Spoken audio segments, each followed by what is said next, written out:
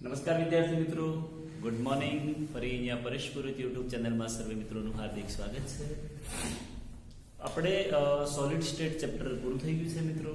એના લાસ્ટમાં ત્રિજ્યા ગુણોત્તરને લગતા ટોપિક પણ ડિસ્કશન કર્યા હતા. જુદા જુદા પ્રકારના સ્ફટિક બંધારણ બને છે, એ કયા પ્રકારે બને છે એના વિશેની પણ આપણે ચર્ચા કરી છે. હવે આપણી જે એનસીઈઆરટી બુક છે એ એનસીઈઆરટી બુકમાં પાછળ જે એક્સરસાઇઝ આપેલી છે તેનું થોડું ડિસ્કશન કરી લઈએ મિત્રો. આમ તો જનરલી એક્સરસાઇઝ તમે જાતે કરો તો વધારે સારું, કે તમને થોડો આઈડિયા આવે, તમે ક્વેશ્ચન વગેરે સોલ્વ કરી શકો. પણ છતાં પણ એ જે ક્વેશ્ચન છે એ કોઈ કેલ્ક્યુલેશન વાળા હોય તો આપણે અહીંયા કેલ્ક્યુલેટ પણ કરીશું, પણ બાકી બધા જે ડિસ્કશન વાળા છે એ ઓલ ઓવર મતલબ જે પણ ડિસ્કશન હોય એના વિશે ચર્ચા કરી લઈએ મિત્રો. તો આપણે જે એક્ઝામ્પલ્સ અથવા તો ક્વેશ્ચન્સ આપેલા છે એમાં પાઠ્યપુસ્તકના સ્વાધ્યાયના પ્રશ્નોના, ફરી કહું છું, પાઠ્યપુસ્તક એનસીઈઆરટી જે છે એના પાછળ જે એક્સરસાઇઝમાં જે આપેલા છે એ ક્વેશ્ચનનું આપણે ચર્ચા વિચારણા કરીએ છીએ. પહેલો ક્વેશ્ચન એવો છે કે અસ્ફટિકમય પદાર્થની વ્યાખ્યા આપો અને કેટલાક અસ્ફટિકમય ઘન પદાર્થોના ઉદાહરણ આપો. આપણને એવો ક્વેશ્ચન પૂછ્યો છે કે ભાઈ અસ્ફટિકમય ઘન પદાર્થો કોને કહેવાય? તો સામાન્ય રીતે આપણે એવું કહી શકીએ કે જે પદાર્થોમાં અથવા જે ઘન પદાર્થોમાં ઘટક કણોની ગોઠવણી નિયમિત પ્રકારે ના થયેલી હોય, અથવા એવા ઘન પદાર્થો કે જે અતિશય ઠંડા કરેલા પ્રવાહી હોય, અથવા એવા ઘન પદાર્થો કે જેના ગલનબિંદુ ચોક્કસ અને સ્પષ્ટ ના હોય, એવા ઘન પદાર્થોને અસ્ફટિકમય ઘન પદાર્થો તરીકે ઓળખવામાં આવે છે. જેમાં ઘટક કણોની જે ગોઠવણી છે એનો ક્રમ લાંબા સમય સુધી સચવાતો નથી. એના એક્ઝામ્પલ્સ આપવા હોય તો પ્લાસ્ટિક આપી શકાય, રબર આપી શકાય, લાકડું આપી શકાય, પછી પોલિમર પદાર્થો ઘણા બધા આવે છે. આ બધા એના એક્ઝામ્પલ્સ છે. તો એકદમ સિમ્પલ અને સરળ કન્સેપ્ટ છે. ચલો, બીજો ક્વેશ્ચન એવો છે કે કાચ એક ક્વાર્ટઝ જેવા ઘન પદાર્થથી કેવી રીતે અલગ પડે છે અને કઈ પરિસ્થિતિમાં ક્વાર્ટઝને કાચમાં પરિવર્તિત કરી શકાય? કાચ અને ક્વાર્ટઝ બંને એકબીજાથી કઈ રીતે અલગ પડે છે પ્રશ્ન છે. અને બીજું એવું કીધું છે કે આપણો જે ક્વાર્ટઝ હોય એ ક્વાર્ટઝને કઈ રીતે કાચમાં કન્વર્ટ કરી શકાય છે પ્રશ્ન છે. તો આપણને ખબર છે કે ભાઈ ધારો કે ચલો કાચની વાત કરીએ તો કાચ એક પ્રકારનો અસ્ફટિકમય ઘન પદાર્થ છે. ધ્યાનથી સાંભળજો મિત્રો, કાચ એ અસ્ફટિકમય ઘન પદાર્થ છે અને એ કાચમાં એના ઘટક કણો જે ગોઠવાયેલા છે એ ઘટક કણોની ગોઠવણીનો જે ક્રમ છે એ ટૂંકા ગાળા માટેનો છે. લાંબા સમયગાળા માટે એ ક્રમ ગોઠવાઈ રહેતો નથી, કારણ કે અનિયમિતપણે ગોઠવાયેલો હોય એટલા માટે. જ્યારે એની સાપેક્ષમાં તમે જ્યારે ક્વાર્ટઝની વાત કરો તો ક્વાર્ટઝમાં એના જે ઘટક કણો હોય એ ઘટક કણોનો ક્રમ હોય લાંબા સમય સુધી, એનો મતલબ કે એ વર્ષો સુધી એવો ને એવો જ રહેશે. એનો મતલબ કે ઘટક કણોની ગોઠવણી નિયમિત હોવી જોઈએ. આ બંનેમાં ડિફરન્સ છે. હવે પ્રશ્ન એવો પૂછાય કે આપણું જે ક્વાર્ટઝ સ્ફટિક હોય ઘન પદાર્થ છે એ અસ્ફટિકમાં એટલે કે કાચમાં કઈ રીતે કન્વર્ટ થઈ જાય? તો તમે જો કાચ આપણો જે ક્વાર્ટઝ છે એ ક્વાર્ટઝને ઊંચા તાપમાને કરીને તરત ઠંડુ પાડો, ઊંચા તાપમાને ગરમ કરી અને જો તરત એને ઠંડુ પાડો છો તો એ ક્વાર્ટઝ જે છે એ કાચમાં રૂપાંતર થઈ જાય છે. એકદમ સિમ્પલ અને સરળ ક્વેશ્ચન છે. ત્રીજો ક્વેશ્ચન છે, નીચે આપેલા ઘન પદાર્થોને આયનીય. આ ક્વેશ્ચન આપણે અહીંયા લખી દઈએ મિત્રો કે એક્સરસાઇઝનો જે ત્રીજો ક્વેશ્ચન છે, એક્સરસાઇઝનો ક્વેશ્ચન નંબર 3. કોઈ નીચે કેટલાક પદાર્થો આપેલા છે, એ પદાર્થો આપણે બોલતા જઈશું. એ પદાર્થોને આયનીય, ધાત્વીય, આણ્વીય અને સહસંયોજક અથવા અસ્ફટિકમયમાં વર્ગીકૃત કરો. અલગ અલગ પ્રકારમાં. ધારો કે પહેલું એક્ઝામ્પલ છે ટેટ્રા ફોસ્ફરસ ડેકોક્સાઇડ. પહેલું એક્ઝામ્પલ એમાં એવું આપેલું છે કે ટેટ્રા ફોસ્ફરસ ડેકોક્સાઇડ એટલે એને કહેવાય P4O10. શું કહેવાય મિત્રો? P4O10.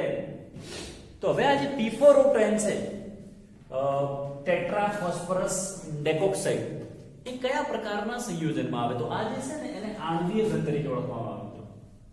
આ સંયોજનને કયા પ્રકારનો ઘન કહેવાશે? આણ્વીય ઘન. આપણે એનું બધાને અલગ અલગ લખતા જઈએ કે કયા સમૂહમાં આવશે અથવા કયા પ્રકારનું ઘન છે. બીજો છે આપણી પાસે એમોનિયમ ફોસ્ફેટ. એમોનિયમ ફોસ્ફેટ હોય તો એનું સૂત્ર એવું થઈ શકે મિત્રો NH4 thrice PO4. Ammonium phosphate. તો આ એમોનિયમ ફોસ્ફેટ છે એમાંથી બે આયનો છૂટા પડી શકે. કયા? તો એક તો NH4+ આયન છૂટો પડશે અને બીજો PO4 3- છૂટો પડે. અને જેમાં આયનો છૂટા પડતા હોય એવા ઘન પદાર્થને એવું કહી શકાય આયનીય ઘન પદાર્થ છે. તો એમોનિયમ ફોસ્ફેટ એ આયનીય પ્રકારનો ઘન પદાર્થ છે. એમોનિયમ ફોસ્ફેટ કયા પ્રકારનો ઘન પદાર્થ છે? આયનીય. ચલો, ત્રીજું એક્ઝામ્પલ આપેલું છે એમાં SiC, સિલિકોન કાર્બાઇડ. ચોથું એક્ઝામ્પલ આપેલું છે એમાં આપણને ફોસ્ફરસ P4. ઓકે, ચલો. સિલિકોન કાર્બાઇડ અથવા કાર્બોરેન્ડમ પણ કહેવાય. સિલિકોન કાર્બાઇડ અથવા કાર્બોરેન્ડમ જે આપણે ભણ્યા હતા કે સિલિકોન સંયોજનો હોય એ સહસંયોજક પ્રકારના ઘન છે, એટલે અહીંયા લખી શકીએ કે સિલિકોન કાર્બાઇડ એ સહસંયોજક ઘનમાં આવશે મિત્રો. ચલો ફોસ્ફરસ P4, તો આ P4 છે જે આણ્વીય ઘનમાં આવી શકે છે. આપણે એક્ઝામ્પલ આપણે ડિસ્કસ કરેલું છે મિત્રો કે P4 ફોસ્ફરસ એ સફેદ ફોસ્ફરસ હોય કે પછી પીળું ફોસ્ફરસ હોય કે કાળો ફોસ્ફરસ હોય. ચાલો એના પછી નેક્સ્ટ એક્ઝામ્પલ આપેલું છે આપણને પાંચમું આપેલું છે મિત્રો ગ્રેફાઇટ આપેલું છે અને રૂબિડિયમ. એક એક્ઝામ્પલ આપેલું છે ગ્રેફાઇટ, બીજું એક્ઝામ્પલ આપેલું છે એના પછી 6 નંબર કહી દઈએ આપણે રૂબિડિયમ. એટલે લખી દઈએ મિત્રો, પછી એને ડિસ્કશન કરીએ. ચલો 7 નંબરનું એક્ઝામ્પલ આપેલું છે આપણને I2, એના પછી 8 નંબરનું એક્ઝામ્પલ આપેલું છે પ્લાસ્ટિક, પછી એક બીજું એક્ઝામ્પલ આપેલું છે 9 કરીને આપણે પ્લાસ્ટિક, પછી આપેલું છે બ્રાસ, એક્ઝામ્પલ આપેલું છે બ્રાસ, પછી એક એક્ઝામ્પલ આપેલું છે LiBr, અને લાસ્ટ એક એક્ઝામ્પલ છે આપણી પાસે, લાસ્ટમાં એક્ઝામ્પલ આપેલું છે Si સિલિકોન. ઓકે, આટલા એક્ઝામ્પલ આપેલા છે અને આ દરેક એક્ઝામ્પલને આપણે આયનીય છે કે આણ્વીય છે કે ધાત્વીય છે કે સહસંયોજક છે કે અસ્ફટિકમાં છે એના આધારે અલગ પાડવાના છે. ચલો ગ્રેફાઇટ, તો ગ્રેફાઇટ એ સહસંયોજક પ્રકારનો ઘન છે. જે અપવાદમાં આવતું તો કદાચ યાદ હોય તમને કે આ જે ગ્રેફાઇટ છે એ અપવાદ એટલા માટે આવતું હતું મિત્રો કે જનરલી ગ્રેફાઇટમાં આપણને યાદ છે કે sp2 સંકરણ જોવા મળે છે. આમ તો સહસંયોજક ઘન એ અવાહક હોય, પણ આ ગ્રેફાઇટ એકમાત્ર એવો હતો કે જે શું આવે, રૂબિડિયમ ધાતુ છે અને ધાતુ હોય તો કહી શકાય કે ધાત્વિય અથવા તો ધાત્વિક ઘન આવશે. ચલો I2 આયોડિન, આયોડિન આણ્વીય ઘન આવે કારણ કે અધ્રુવીય છે. ઓકે, આ બંનેને છે ને અધ્રુવીય આણ્વીય ઘન કહી શકાય કહેવા માટે. પ્લાસ્ટિક છે તો પ્લાસ્ટિકમાં ઘટક કણોની ગોઠવણી નિયમિત હોતી નથી, એટલે એવું કહી શકાય કે પ્લાસ્ટિક એ સ્ફટિકમય છે જ નહીં, એટલે એને અસ્ફટિકમય ઘન પદાર્થ તરીકે ઓળખવામાં આવે. તો શું કહેવાય? અસ્ફટિકમય. બ્રાસ તો એ ધાતુમાં આવે છે એટલે ધાત્વિક ઘન તરીકે ઓળખવામાં આવશે. LiBr, Li+Br- એટલે આયનીય ઘન તરીકે ઓળખવામાં આવશે. આ સિલિકોન છે તો આપણે કીધું કે સિલિકોન સંયોજનો હોય એ બધાને સહસંયોજક ઘનમાં લેવા, તો સિલિકોન પણ શેમાં આવશે? સહસંયોજકમાં આવશે. તો જનરલી આ પ્રકારે એનું વિભાજન કરી શકાય. ઘણા બધા એક્ઝામ્પલ્સ બીજા પણ પૂછી શકાય જે NCERT બુકમાં ઓલરેડી આપણને આપેલા છે. ચલો ચોથો ક્વેશ્ચન એવો છે મિત્રો કે સવર્ગાંક પર્યાયનો અર્થ શું છે? સવર્ગાંક એટલે શું? પ્રશ્ન આ થાય. આ આપણે ઓલરેડી ડિસ્કસ કરી ચૂક્યા છીએ કે સવર્ગાંકનો મતલબ શું થાય કે કોઈ પરમાણુ હોય એ પરમાણુ એની આજુબાજુના, ધારો કે કોઈ પરમાણુ છે એ આજુબાજુમાં કેટલા પરમાણુ સાથે, ધારો કે આપણે વચ્ચેના પરમાણુની વાત કરીએ તો એનો સવર્ગાંક બરાબર 2 લખી શકાય. કે કોઈ પરમાણુ બીજા કેટલા પડોશી પરમાણુના સંપર્કમાં છે જેને જે તેનો સવર્ગાંક કહે છે. અને એમાં જ બીજો ક્વેશ્ચન એવો પૂછ્યો છે કે પરમાણુનો સવર્ગાંક કેટલો છે?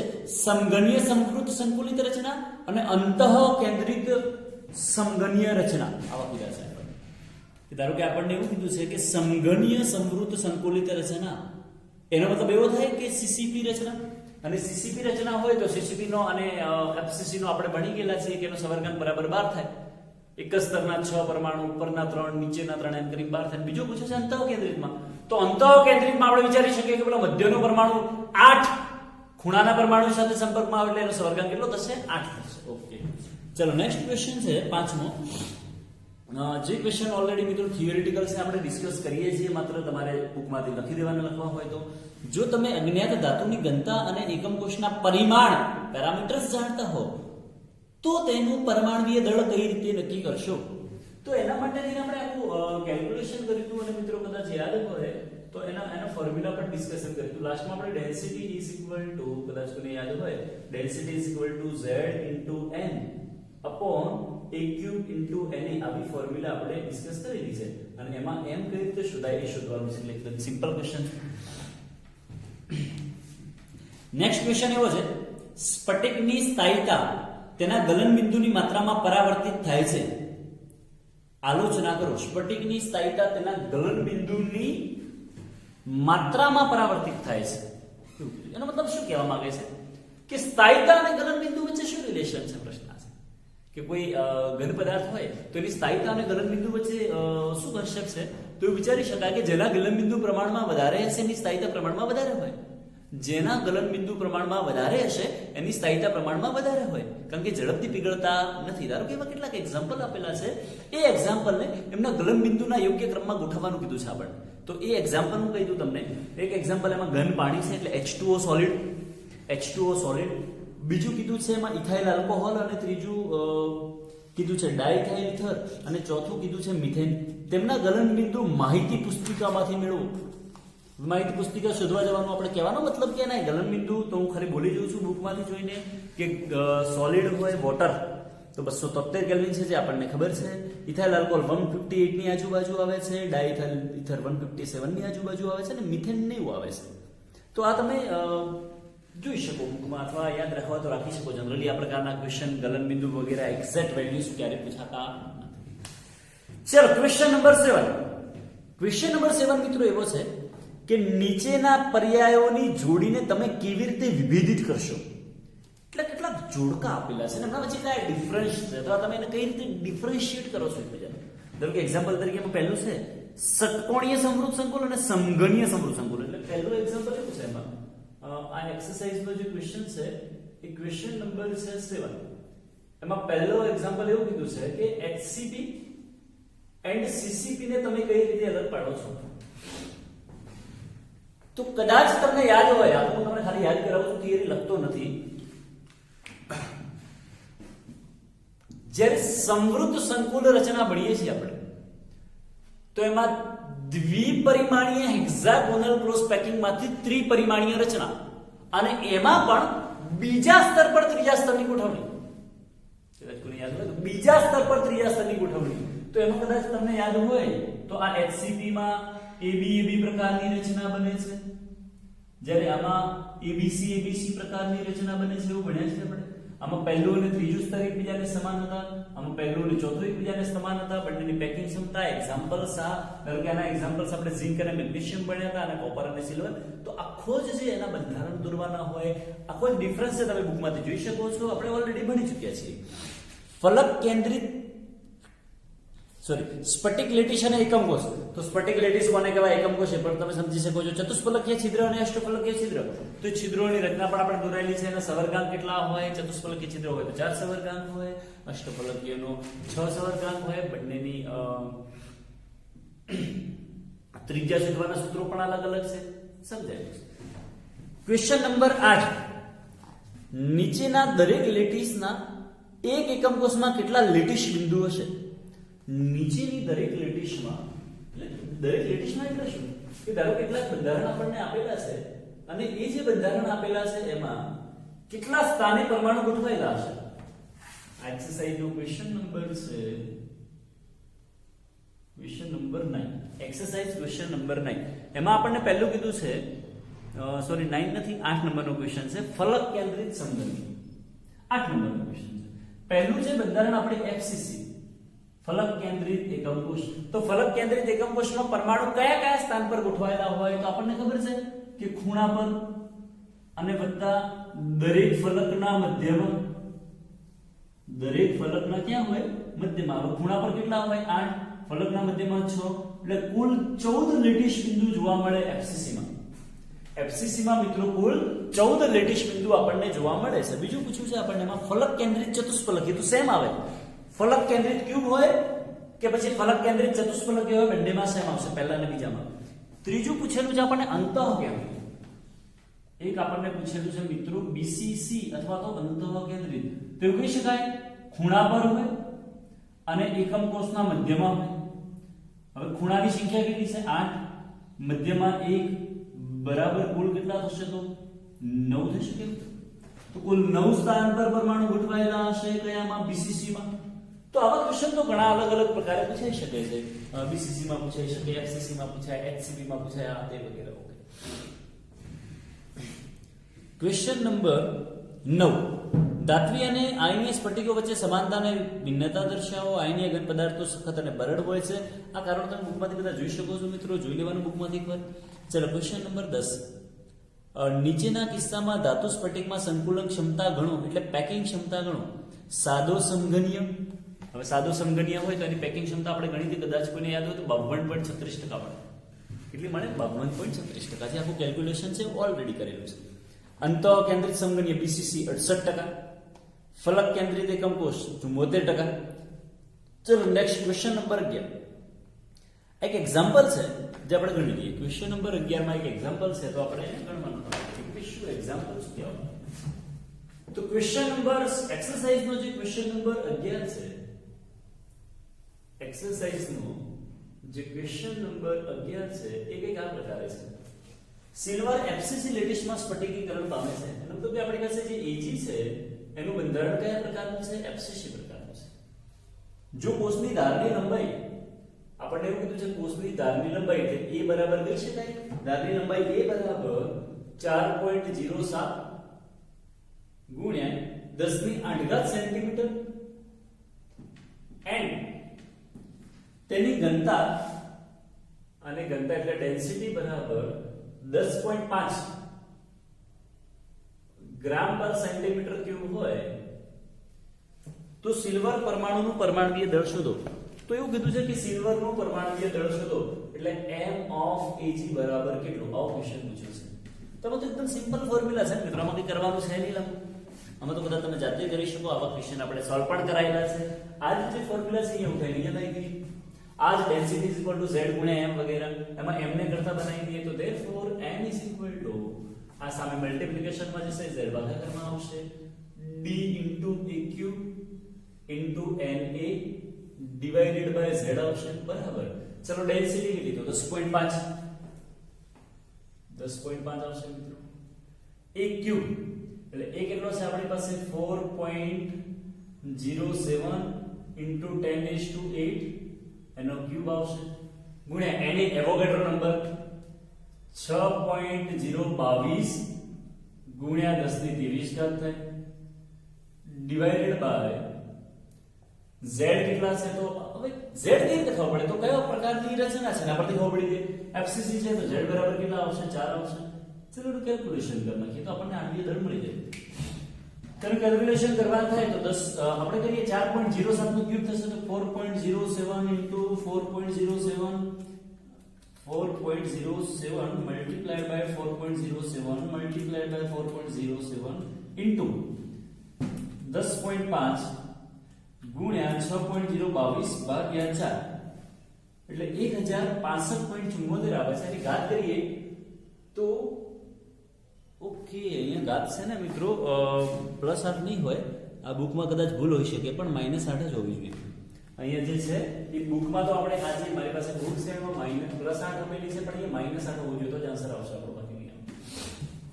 તો -8 કરીએ તો આની જે પાવર છે 10⁻24 થાય, આની પાવર 10⁻23 છે, -24 અને 23 એટલે -1 થાય. પેલો આન્સર જે આવે છે એ 1065.74 ગુણ્યા 10⁻1 આવે. હવે -1 છે એટલે 1 પોઈન્ટ ડાબી બાજુમાં ખસેડી શકાય તો 106.57 ગ્રામ પર મોલ. 57 ગ્રામ પર મોલ આવો કંઈક આન્સર આવે છે. તમે ચેક કરી શકો છો. કોઈ વાર કેલ્ક્યુલેશનમાં ભૂલ હોય તો ક્વેશ્ચન આન્સરમાં થોડું આગળ પાછું થશે તમારે, પણ ઓલમોસ્ટ સેમ છે, કઈ વાત નથી. હવે નેક્સ્ટ ક્વેશ્ચન છે ક્વેશ્ચન નંબર 12. એક્સરસાઇઝ નો ક્વેશ્ચન નંબર 12 કયા પ્રકારનો છે? તો એક્સરસાઇઝ નો ક્વેશ્ચન નંબર 12 કહે છે કે એક સમઘનીય ઘન પદાર્થ બે તત્વો p અને q નો બનેલો છે. એટલે બે નો બનેલો છે જેમાં q પરમાણુ સમઘનના ખૂણા પર છે અને p પરમાણુઓ અંતઃકેન્દ્ર પર છે. તો સંયોજનનું સૂત્ર શું થશે? પ્રશ્ન આ છે. અને p અને q નો સવર્ગાંક કેટલો થશે? બે ક્વેશ્ચન પૂછ્યા તમારે કે આપણો એક સમઘન છે, એ સમઘન બે સંયોજનમાંથી બનેલો છે. કયા કયા સંયોજનમાંથી અથવા કયા કયા તત્વોમાંથી? p એન્ડ q માંથી બનેલો છે. એમાં p ક્યાં ગોઠવાયેલા છે, q ક્યાં ગોઠવાયેલા છે.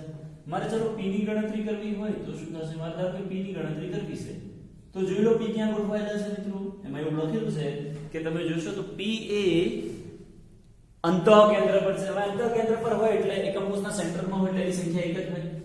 અને q છે એ દરેક ખૂણા પર ગોઠવાયેલા છે. હવે ખૂણા પર ગોઠવાયેલા હોય તો ખૂણાની સંખ્યા કેટલી હોય? 8.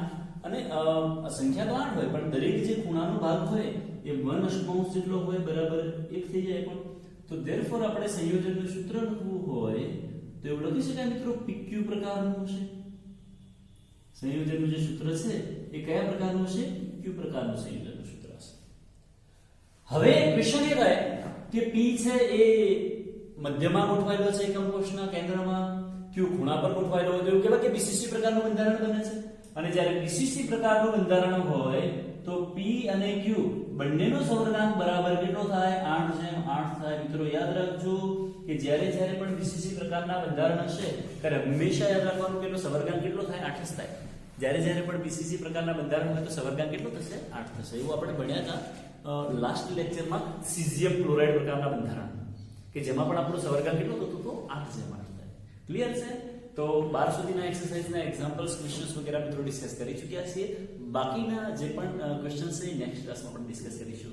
તો નોટબુકમાં નોટ ડાઉન કરી લેશો અને બાકીના જે ક્વેશ્ચન છે એક્સરસાઇઝના જે આપણે માત્ર ડિસ્કસ કર્યા છે એ પણ તમે ચોપડામાં વ્યવસ્થિત સારી રીતે લખી દેજો, કારણ કે તમારે બધાએ એક ક્વેશ્ચન દેખાડવાના છે ફરજિયાત. એટલે આખી એક્સરસાઇઝ આપણે નોટબુકમાં લખેલી હોવી જોઈએ. Thank you.